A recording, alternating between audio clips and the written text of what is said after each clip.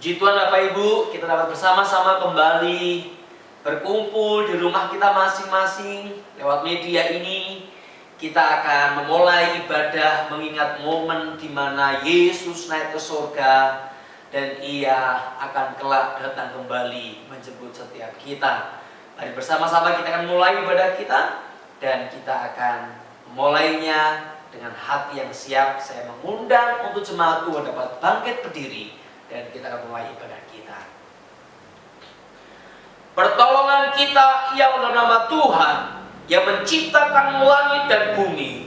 Turunlah atas kita sekalian kasih karunia dan damai sejahtera dari Allah Bapa kita, dari Tuhan Yesus Kristus, dan dari Allah Roh Kudus. Haleluya. Amin.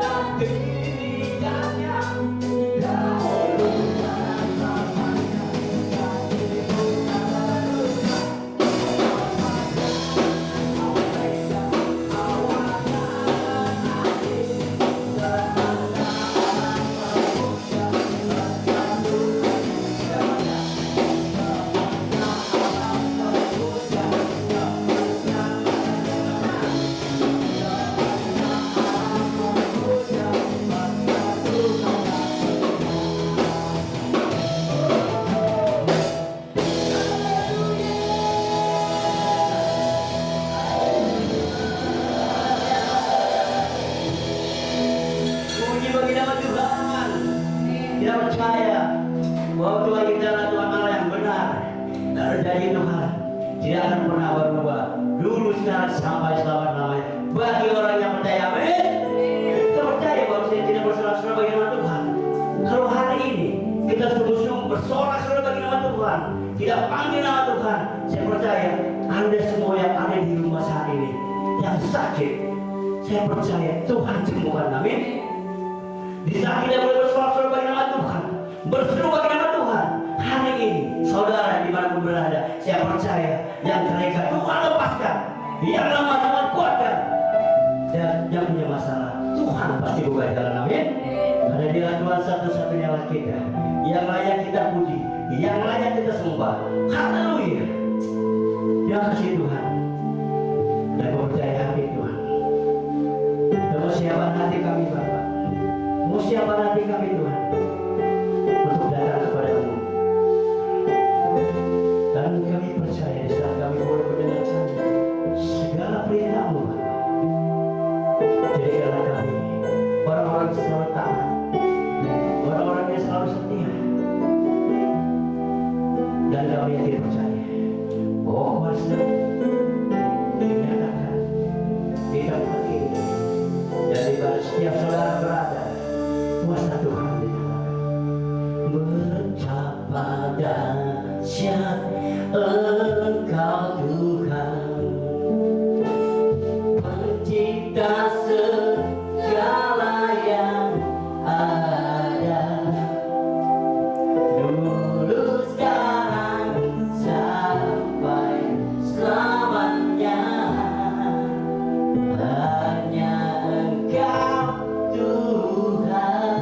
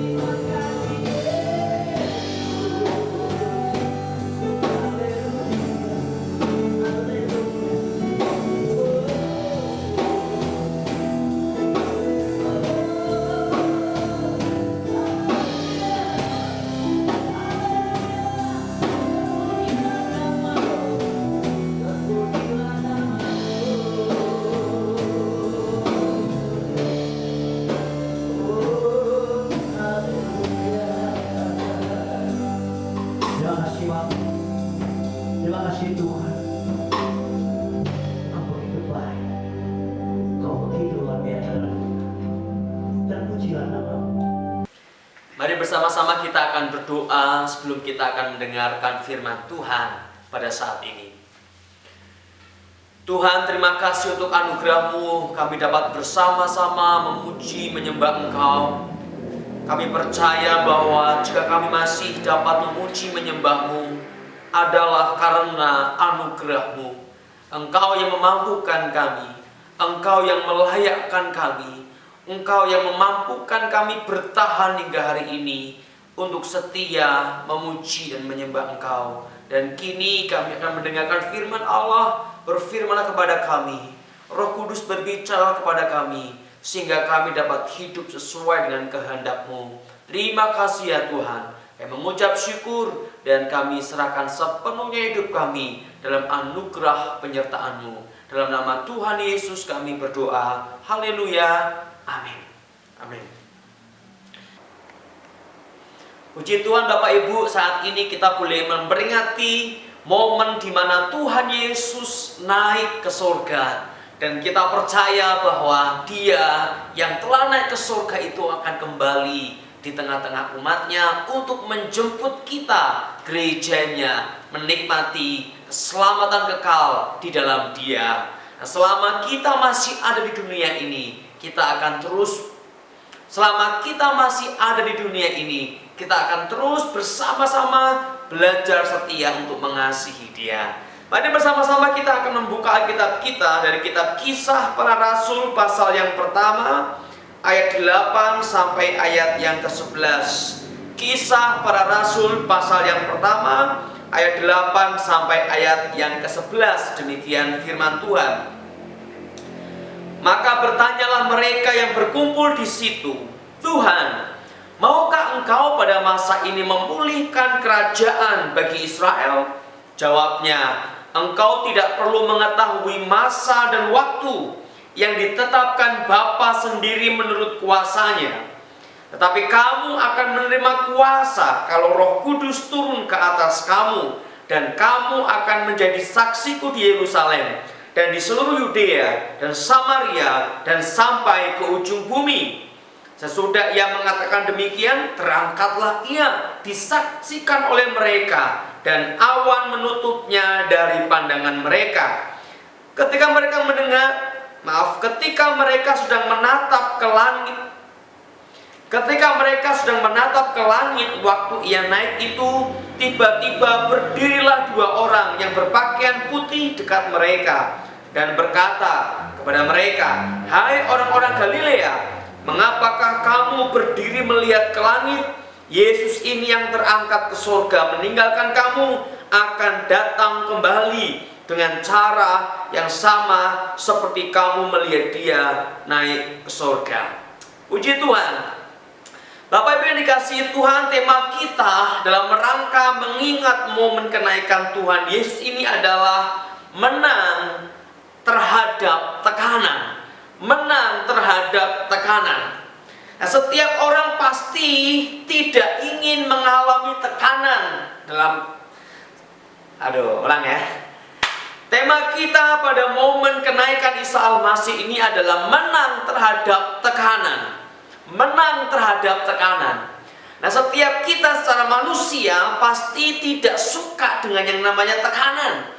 Kita tidak suka dengan yang namanya penderitaan. Kita tidak suka namanya rasa sakit atau rasa menderita untuk kita alami dalam hidup kita, Bapak Ibu yang dikasihi Tuhan. Nah, hal yang sama yang dialami oleh para murid pada waktu itu, di mana ketika mereka ada di bawah tekanan pemerintah Roma, ketika mereka melihat bangsanya ada di bawah kekuasaan Roma, tekanan Roma, mereka berkata kepada Tuhan Yesus sebelum Yesus akhirnya naik ke surga. Dia berkata apa? "Tuhan, maukah Engkau pada masa ini memulihkan kerajaan bagi Israel?" Ayat yang ke-6. "Tuhan, maukah Engkau memulihkan kondisi Israel yang tertekan ini agar tidak tertekan? Maukah Engkau melepaskan kami yang tertekan ini agar tidak tertekan?" Tetapi Bapak Ibu yang dikasihi Tuhan, rupanya Tuhan tidak langsung menjawab ya atas permintaan mereka. Tapi Tuhan justru berkata, "Engkau tidak perlu mengetahui masa dan waktu yang ditetapkan Bapa sendiri menurut kuasanya." Saudara, kita ada di sebuah masa di mana Yesus telah naik ke surga dan kita sedang ada di momen, di waktu, di rentang menantikan Yesus datang kembali yang kedua. Nah, ketika para murid berbicara mengenai kerajaan Israel agar dipulihkan, nah Tuhan Yesus mengajak mereka untuk melihat tentang sebuah peristiwa berikutnya, yaitu kedatangannya yang kedua kali. Sehingga ketika Yesus ditanya tentang maukah ia memulihkan kerajaan Israel, Yesus berkata bahwa masa dan waktunya engkau tidak mengetahui. Masa dan waktu akan apa? Akan Israel pulih? Bukan. Masa dan waktu akan apa? Akan Israel terlepas dari penjajahan Roma? Juga bukan. Masa dan waktu tentang apa? Tentang Israel yang pulih ekonominya, pulih politiknya, pulih kekuasaannya? Juga bukan. Tetapi Yesus bicara mengenai kedatangan kembali yang kedua. Di ayat 11 dikatakan bahwa dan berkata kepada mereka, para malaikat berkata kepada para murid, "Hai orang-orang Galilea, mengapakah kamu berdiri melihat ke langit? Yesus ini yang terangkat ke surga meninggalkan kamu akan datang kembali dengan cara yang sama seperti kamu melihat dia naik ke surga." Dia akan datang kembali. Masa dan waktunya kita tidak tahu, seperti yang Tuhan juga katakan di bagian Injil, di mana Yesus berkata hanya Bapa yang tahu. Dan itu diulangi oleh Tuhan Yesus. Jadi Bapak Ibu yang dikasihi Tuhan, kita ada di masa penantian. Dari Yesus naik ke surga hingga Yesus kelak datang, kita ada di sini. Di rentang ini, saudara. Kita ada di rentang ini. Yaitu Yesus telah naik dan nanti Yesus akan kembali ke dunia dan kita sebagai gereja ada di rentang ini. Nah, di rentang ini rupanya Tuhan tidak mengikuti keinginan para murid agar dia melepaskan atau melenyapkan yang namanya tekanan. Dia tidak berkata, "Oke, aku mau, aku lepaskan semua tekanan." Tidak. Dan sepanjang sejarah gereja menunjukkan bagaimana yang namanya tekanan, penderitaan, aniaya adalah sebuah kenyataan yang melekat dengan gereja Tuhan pada waktu itu. Maka Bapak Ibu yang dikasihi Tuhan, jika kita melihat tekanan dalam hidup kita, sesungguhnya tekanan merupakan bagian yang tidak bisa kita hindari. Tekanan pasti ada. Karena memang kita ada di dunia sampai nanti kita bersama-sama dengan Tuhan dalam kekekalan, baru tidak ada tekanan. Tapi selama kita masih ada di rentang ini, yaitu antara Yesus yang naik ke surga dan Yesus yang kelak akan kembali, kita masih di sini, tekanan ada, penderitaan pasti ada, kesusahan pasti ada, kegelisahan, ketegangan hidup pasti ada di sini, di sini. Dan Tuhan tidak melenyapkan itu, melainkan Bapak Ibu, Yesus menjawab mereka ketika para murid, ketika yang kelak menjadi para rasul meminta agar tekanan dihilangkan. Yesus berkata, kamu akan menerima kuasa kalau Roh Kudus turun ke atas kamu, dan kamu akan menjadi saksiku. Saudara, mengapa Yesus menjawab seperti ini? Kenapa Yesus tidak mau mengikuti mereka? Karena Yesus tahu selama mereka di dunia akan tetap ada tekanan. Tetapi tekanan yang dialami oleh orang percaya seharusnya tekanan yang membawa kemenangan. Tekanan yang dialami orang percaya seharusnya tekanan yang membawa mereka untuk mengalami kemenangan demi kemenangan. Dan di sana mereka akan mengalami Tuhan. Maka Bapak Ibu yang dikasihi Tuhan, satu bagian dalam 2 Korintus pasal 4 kita akan lihat sejenak. 2 Korintus pasal yang keempat ayat 16 dan 17. Ini surat Rasul Paulus kepada gereja di Korintus. 2 Korintus pasal 4 ayat 16 dan 17 dikatakan demikian. Sebab itu kami tidak tawar hati, tetapi meskipun manusia lahiriah kami semakin merosot, namun manusia batiniah kami dibaharui dari sehari ke sehari. Sebab penderitaan ringan yang sekarang ini mengerjakan bagi kami kemuliaan kekal yang melebihi segala-galanya, jauh lebih besar daripada penderitaan kami. Paulus berkata bahwa penderitaan ini yang kami alami, tekanan yang kami alami, mengerjakan bagi kami kemuliaan kekal yang melebihi segala-galanya. Bapak Ibu yang dikasihi Tuhan, setelah Yesus naik ke surga dan sebelum Yesus turun kembali di dunia ini, kita ada di rentang yang di dalamnya ada tekanan.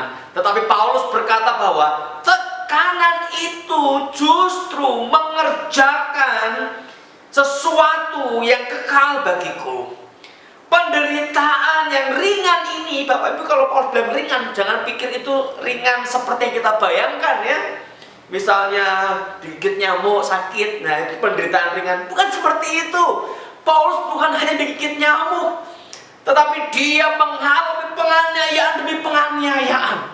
Dia dipenjara, dia mengalami tekanan, dipukul, dipojokkan, ditekan semua. Dalam kacamata kita mungkin itu penderitaan yang begitu berat sampai Paulus berkata, aku udah gak tahu lagi antara aku tuh kehilangan segalanya atau mendapatkan segalanya dalam Kristus. Karena dia kehilangan segalanya. Nah, Paulus mengalami penderitaan yang sebenarnya tidak ringan dalam kacamata manusia pada umumnya.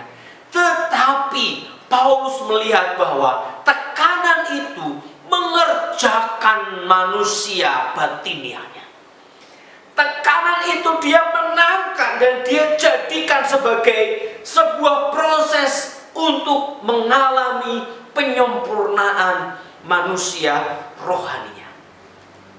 Bapak Ibu yang dikasihi Tuhan, maka kembali di rentang antara Yesus telah naik dan Yesus kelak akan turun. Di rentang ini, di mana tekanan ada, mari jadikan setiap tekanan tekanan itu sebagai bagian dari pendewasaan manusia batiniah kita. Menang atas tekanan berarti menjadikan tekanan sebagai bagian dari pendewasaan manusia rohani kita. Bapak Ibu yang dikasihi Tuhan, kalau kita tidak pernah mengalami tekanan, kita tidak akan mengalami kemenangan dan kita tidak akan mengalami pendewasaan atau kedewasaan. Kalau kita tidak pernah mengalami misalnya dibenci orang, kita tidak akan pernah tahu apa artinya mengasihi orang yang membenci. Kalau kita tidak pernah dilukai orang, kita tidak pernah tahu bagaimana atau seperti apa pengalaman mengampuni orang. Kita tidak tahu. Dan manusia rohani kita akan tetap menjadi manusia rohani kanak-kanak yang satu waktu begitu mengalami kebencian nggak bisa melepaskan atau mengampuni. Kenapa? Kita nggak pernah ngalamin sebelumnya, Bapak Ibu. Kita nggak pernah mengalami tekanan itu sebelumnya. Tapi ketika ada tekanan, kita mengalami kemenangan, mendewasakan. Ada tekanan, mendewasakan. Ada tekanan, mendewasakan. Kita akan makin dewasa. Manusia rohani kita akan makin indah di mata Tuhan. Maka Bapak Ibu yang dikasihi Tuhan, seperti Rasul Paulus berkata bahwa penderitaan yang aku alami sekarang mengerjakan bagiku kemuliaan kekal. Mari kita juga berkata, tekanan yang aku alami saat ini, tekanan yang aku hadapi mengerjakan kemenangan rohani dalam hidupku. Nah, hal pertama ini Bapak Ibu, kita perlu punya cara pandang yang baru terhadap tekanan, yaitu cara pandang tekanan sebagai alat pendewasaan manusia rohani kita. Menjelang Yesus yang kelak akan kembali menjemput gerejanya, yaitu kita, jadikanlah tekanan itu sebagai alat yang membuat engkau semakin dewasa, yang membuat engkau semakin cantik sebagai mempelai Kristus yang kelak akan dijemput oleh Dia. Jadikan tekanan sebagai alat yang membuat engkau semakin sempurna di dalam Dia. Di sanalah akan terjadi kemenangan. Berawal dari mana? Cara melihat tekanan, cara pandang kita harus berubah. Makanya jangan buru-buru, wah ini celaka gitu ya. Banyak orang begitu menghadapi tekanan langsung berpikirnya ini sebuah musibah, kecelakaan. Mungkin memang iya secara manusia, secara cara pandang masyarakat pada umumnya. Tapi bagi gereja Tuhan, bagi kita tidak ada musibah ataupun celaka. Karena kita tahu Allah turut bekerja. Allah tidak pernah meninggalkan kita. Sehingga setiap tekanan bukan menjadi celaka untuk kita, tetapi menjadi proses kita didewasakan oleh Tuhan.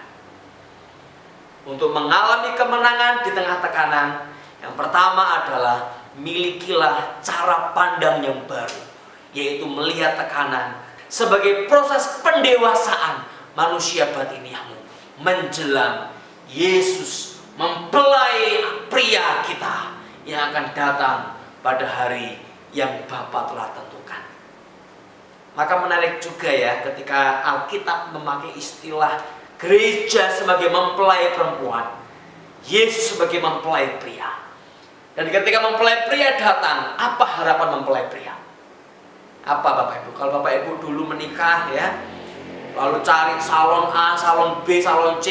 Bagi para suami, mengapa pilih salon tertentu? Pasti pengen melihat pasangannya cantik. Ketika nanti hari pesta datang, wah pasanganku harus cantik, sempurna. Meskipun mungkin juga ada kelemahan dan keterbatasan, nggak perlu pakai operasi ya semuanya. Tapi pokoknya bagaimana agar dia menjadi pribadi dan tampil yang terbaik. Nah sama ketika Alkitab memakai perumpamaan mempelai pria, mempelai wanita, bahwa mempelai pria merindukan mempelai wanita yang cantik. Apa yang mempercantik? Tekanan. Tekanan, saudara. Kalau kita melihat patung, ya, patung entah terbuat dari batu, entah terbuat dari kayu, sampai menjadi sebuah patung yang begitu bagus, dengan hidung yang mancung, mungkin dengan lekukan telinga yang detil demi detil diukir begitu rupa, rambut diukir begitu rupa sampai kayak rambut, ya. Karena bukan rambut, itu adalah kayu misalnya. Kaki, perut, semua begitu detil, sampai indah. Apa yang membuat kayu itu menjadi begitu indah? Tekanan. Ditekan, pukul, dilukai, digores, ditekan lagi, digores lagi. Itu yang memperindah. Pertama, miliki cara pandang yang baru. Tekanan bagi orang percaya bukan musibah, bukan celaka, karena kita tahu Allah turut bekerja. Tapi tekanan itu adalah alat untuk mendewasakan kita.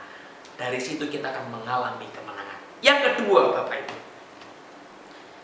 kita akan membuka Alkitab kita dari 2 Korintus pasal 6 ayat yang keempat.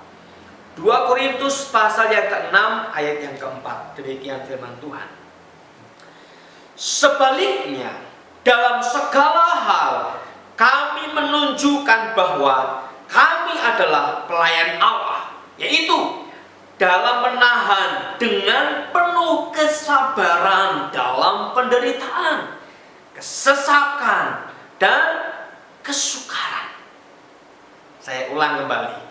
Sebaliknya, dalam segala hal kami menunjukkan bahwa kami adalah pelayan Allah. Ketika apa? Ketika kami menahan dengan penuh kesabaran dalam penderitaan, dalam kesesakan, dalam kesukaran. Ketika muncul penderitaan, ketika muncul kesesakan, ketika muncul kesukaran, kata Paulus, justru dengan munculnya semua itulah kami menunjukkan bahwa kami adalah pelayan Allah. Waktu apa, saudara? Waktu ketika datang tekanan dan kami bertahan di dalam kesabaran. Ketika ada tekanan, kami tetap hidup di dalam firman Allah. Ketika ada tekanan, kami tetap hidup memuliakan Allah. Dengan cara itu kami menunjukkan bahwa kami adalah pelayan-pelayan Allah, hamba-hamba Tuhan. Jadi Bapak Ibu yang dikasihi Tuhan, tekanan menjadi alat untuk kita menunjukkan bahwa kita adalah anak-anak Tuhan. Ada sebuah kisah nyata dari seorang yang bernama Justinus, atau yang terkenal juga dengan sebutan Justinus Martir.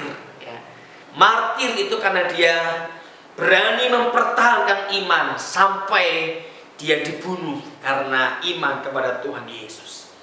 Dan martir itu dalam bahasa Yunani martus, yang juga dipakai dalam kitab Kisah Para Rasul yang pertama tadi di ayat yang ke-8. Saya akan baca.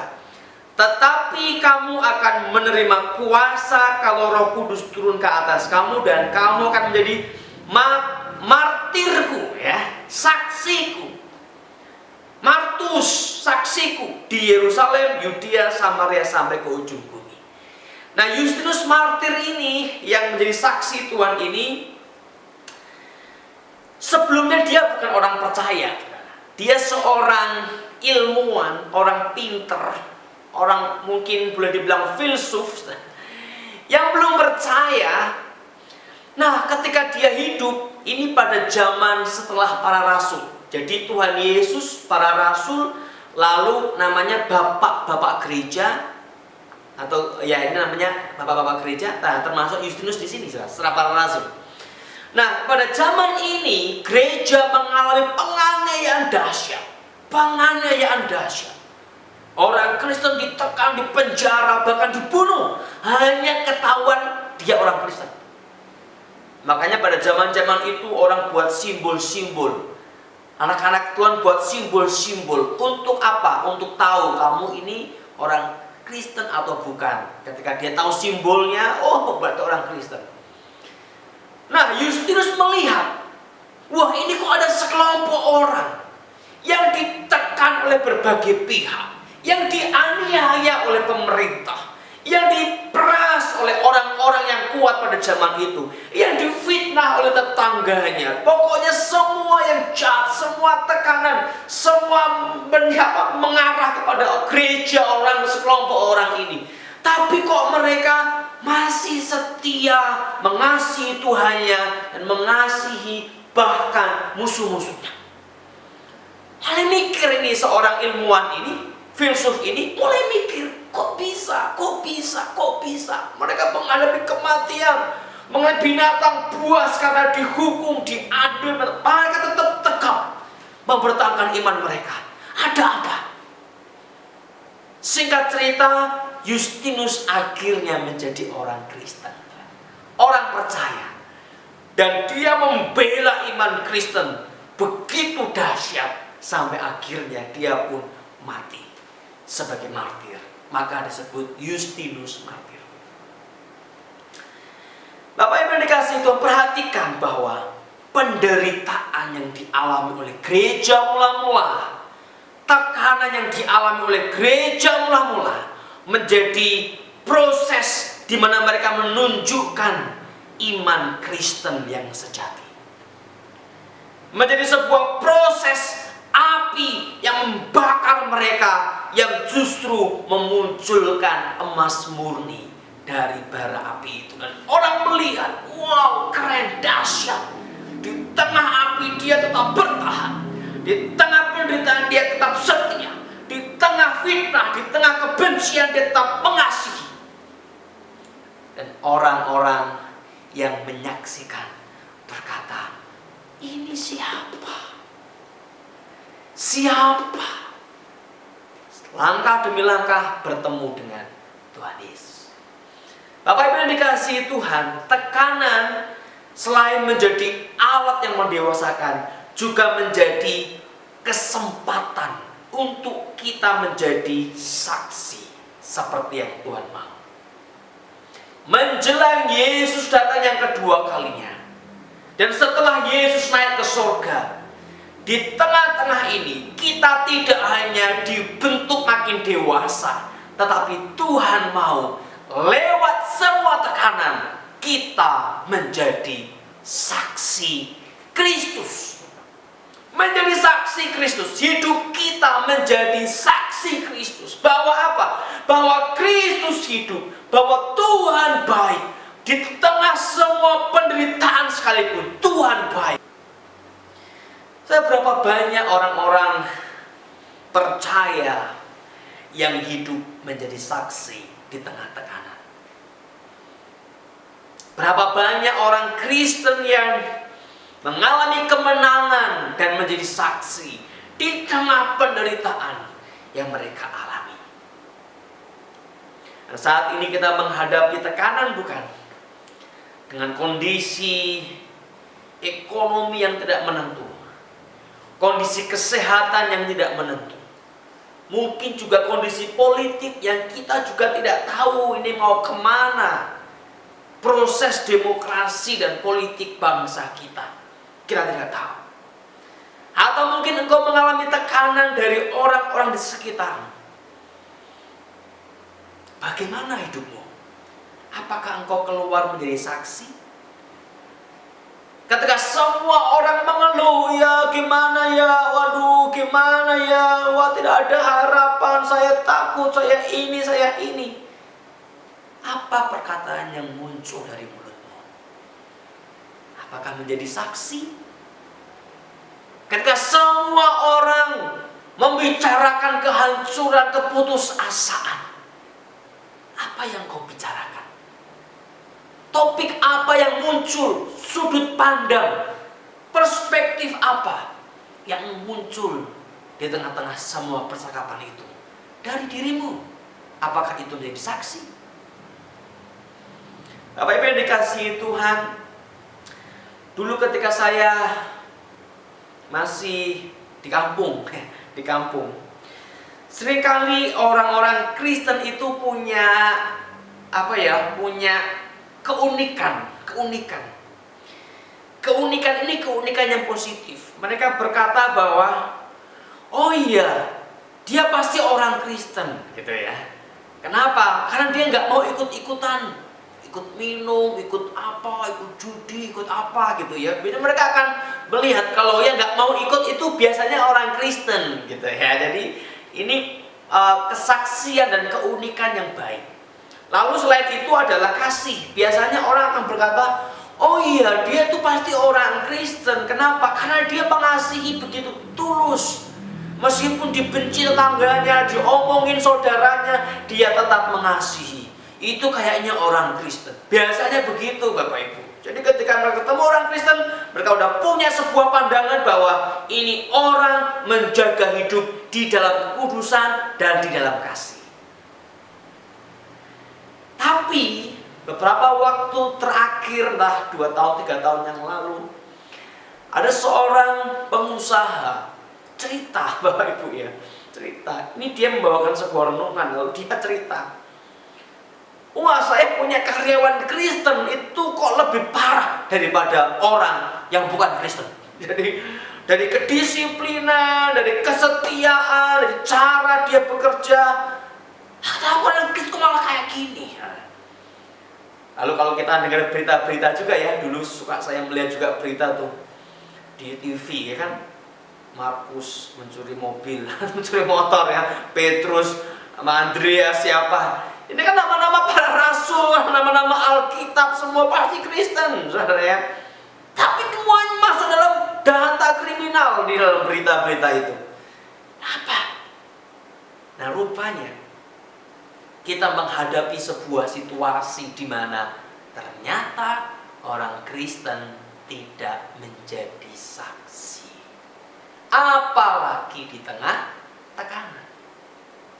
Sehingga Bapak Ibu yang dikasihi Tuhan, saat ini Tuhan memanggil engkau. Ayo jadi saksi. Di tengah kekurangan, keterbatasan, jadi saksi. Berkati meskipun engkau mungkin tidak berkelimpahan seperti sebelum-sebelumnya. Jadi saksi. Ketika engkau ditekan sama orang, biarkan mereka melihat kasihmu. Ketika keluarga membencimu, biarkan orang melihat kasihmu. Udah gak usah peduli dengan apa dia, omongan siapa, gimana. Fokus kepada aku harus menjadi saksi di tengah tekanan. Aku harus menjadi saksi di tengah pemojokan yang dilakukan oleh rekan-rekanku. Aku harus menjadi saksi di tengah semua penderitaan yang aku alami. Maka disitulah kita mengerjakan apa yang Tuhan Yesus inginkan dalam hidup kita, agar kamu menjadi saksiku. Kalau ini dikatakan di Yerusalem, Yudea, Samaria, nah sampai ke ujung buminya ini Bapak Ibu yang lebih banyak lagi ya kan. Kalau Yerusalem di sana, Yudea, Samaria, nah ke ujung bumi ini mana? Ya ini ada Jatinegara di situ. Kalau dikasih tanda kurung gini ya, keterangannya ada Jakarta, Jatinegara, Cipinang, Kampung Melayu, di mana Bapak Ibu tinggal, Pondokopi. Ini ujung-ujung bumi ini mana aja saudara, termasuk tempat kau tinggal, duren, sawit, mana segala macam ya. Semua, artinya dimanapun kau berada, dimanapun kau ada, ketika ada tekanan, jadi saksi. Ada tekanan, respon sesuai dengan apa yang Tuhan mau. Dengan cara itulah dunia akan melihat dan tahu bahwa wah betul, dia orang yang mengalami kasih Tuhan. Untuk itu Bapak Ibu dikasihi Tuhan, kita akan mengalami kemenangan di tengah tekanan ketika kita sadar bahwa tekanan meminta kita, tekanan mengkondisikan kita untuk menjadi saksi Kristus. Nah Bapak Ibu dikasihi Tuhan, Ada seorang misionari yang mengalami sakit, Bapak Ibu ya, sakit. Saya juga pernah menceritakan ini di khotbah-khotbah sebelumnya. Jadi suaminya sakit bertahun-tahun, tinggal si istri yang mendampingi. Nah, yang menarik itu ketika momen minggu-minggu atau hari-hari ketika suaminya jatuh sakit. Jadi dia mengalami lumpuh total, tidak bisa ngomong, nggak bisa respon, nggak bisa, mungkin indera perasanya semuanya mati, lumpuh total. Lalu rekan-rekan, teman-teman pelayanan, teman-teman ini mulai berkunjung. Nah, ketika berkunjung, yang menarik justru istrinya menenangkan para pengunjung. Nah, saya berkunjung ke sana, si istri nenangin saya. Oh, nggak apa-apa, Bapak akan baik-baik saja, katanya. Bukan saya menenangkan si istrinya, menenangkan para pengunjung. Bapak baik-baik saja. Tapi baik-baik tidak. Nggak sadar. Berbulan-bulan nggak sadar. Tapi begitu ada pengunjung datang, Bapak, nggak apa-apa, Bapak baik-baik, nanti akan sembuh. Aduh, siapa yang tidak salut, ya, heran, dan kok bisa? Mungkin kita tidak sampai suami kita nggak sadar berbulan-bulan. Mungkin ngalamin sesuatu, entah jatuh, entah apa ya. Wah, langsung panik, semuanya serba kacau. Ya. Tapi ibu ini, nggak apa-apa, Bapak, suami saya nanti pasti akan pulih.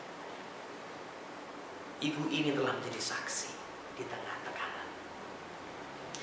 Bapak Ibu dikasihi Tuhan, kembali saya ingatkan bahwa di rentang antara Yesus naik ke surga dan kelak dia akan turun ke dunia untuk membawa kita ke surga.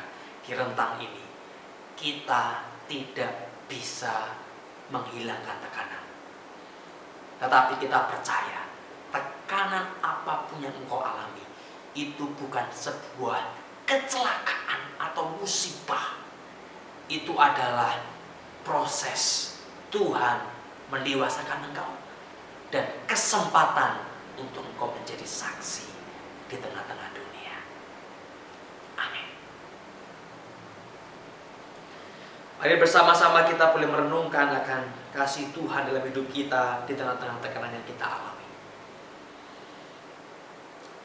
Tekanan macam apa yang saat ini menghimpit hidupmu?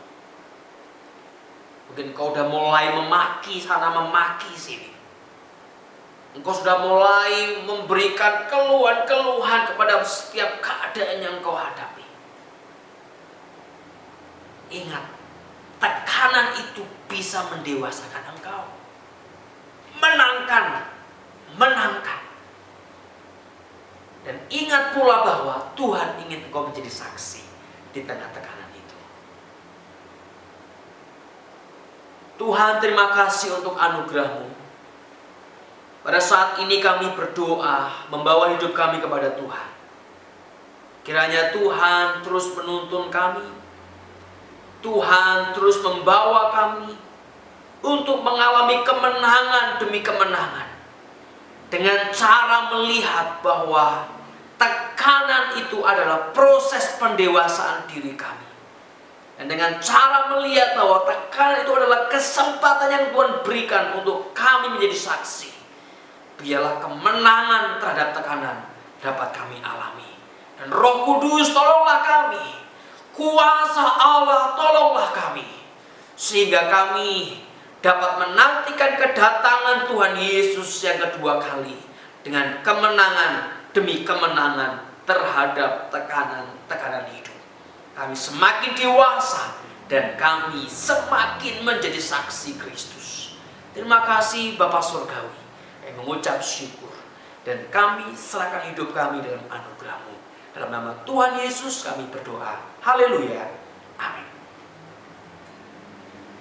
Saudara dalam Tuhan, Setelah kita boleh mendengarkan pendengar firman Tuhan, mari kita siapkan, kita boleh memberi persembahan terbaik buat Tuhan. Amin. Bahwasanya Tuhan begitu amat baik dalam hidup kita. Amin. Mari siapkan persembahan dalam Tuhan. Kami bersilakan. Kita berdoa bersama-sama. Bapa kami di dalam surga, kembali Tuhan kami boleh mengucap syukur. Kalau kami sudah bersorak-sorai bagi nama-Mu, mendengarkan kebenaran firman-Mu, biarlah hari ini Tuhan kami memberikan persembahan Tuhan. Biar kiranya Tuhan buat setiap persembahan tangan kami, Kau sucikan, kuduskan tangan kami Tuhan, agar setiap apa yang kami beri, biar kiranya Tuhan boleh itu memperolehkan kerajaan Bapa. Terima kasih Tuhan Yesus, kami siap untuk memberi dengan rasa syukur kami. Hanya di dalam nama Tuhan Yesus kami ingin memberi sama-sama katakan haleluya, amin. Mari kita berikan nyanyi kawan.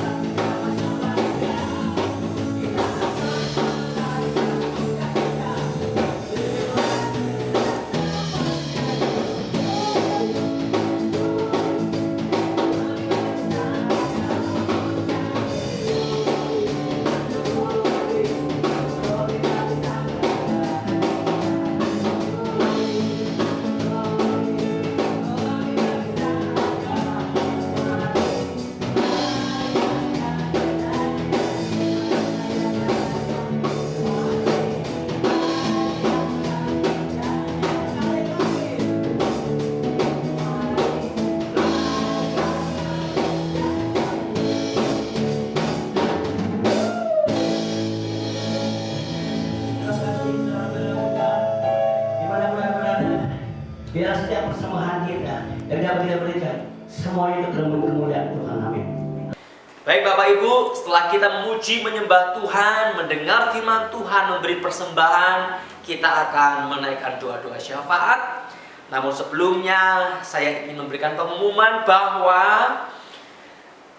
mulai besok sampai 10 hari ke depan kita akan bersama-sama bersekutu setiap hari. Setiap hari. Jam 7 malam, 7 ya. Jam 7 malam live. Jadi kita akan live jam 7 malam lewat YouTube GIA Jatinegara dan lewat Facebook Nehemia Jatinegara. Jadi jam 7 malam kita akan live doa 10 hari. Dan kita akan mohon anugerah Tuhan agar Roh Kudus terus menguatkan kita. Kita naikkan doa-doa kita agar kita semakin mengalami kemenangan di dalam Dia. Puji Tuhan. Ya Tuhan, kami mengucap syukur. Dan saat ini ya Tuhan, hamba berdoa bagi setiap jemaat Tuhan yang mungkin mengalami persoalan dalam keluarga mereka, di mana mereka ditekan oleh pihak-pihak dalam keluarga mereka, baik oleh kakak mereka mungkin, oleh tante, oleh om, bahkan oleh orang tua, ataupun oleh anak-anak. Tuhan, apa yang mereka alami, biarlah kuasa Allah boleh mendampingi mereka agar mereka mengalami kemenangan di tengah tekanan itu. Mereka boleh menjadi pribadi yang semakin dewasa dibentuk lewat semua tekanan itu. Bahkan mereka menjadi saksimu. Hamba juga berdoa di tengah-tengah kondisi yang saat ini terjadi ya Tuhan, baik kondisi ekonomi di sekitar kami, kondisi sosial di sekitar kami, kondisi politik di sekitar kami, yang mungkin tidak menentu dan menekan hidup kami, menekan keseharian kami. Tuhan, hamba berdoa bila juga kuasa Allah boleh menolong mereka, melawat mereka, memberi hikmat, sehingga mereka pun dapat keluar sebagai pemenang, sebagai pribadi yang semakin punya daya tahan menghadapi semua ini, dan bahkan menjadi saksi Kristus di dalam keterbatasan dan tekanan yang dialami.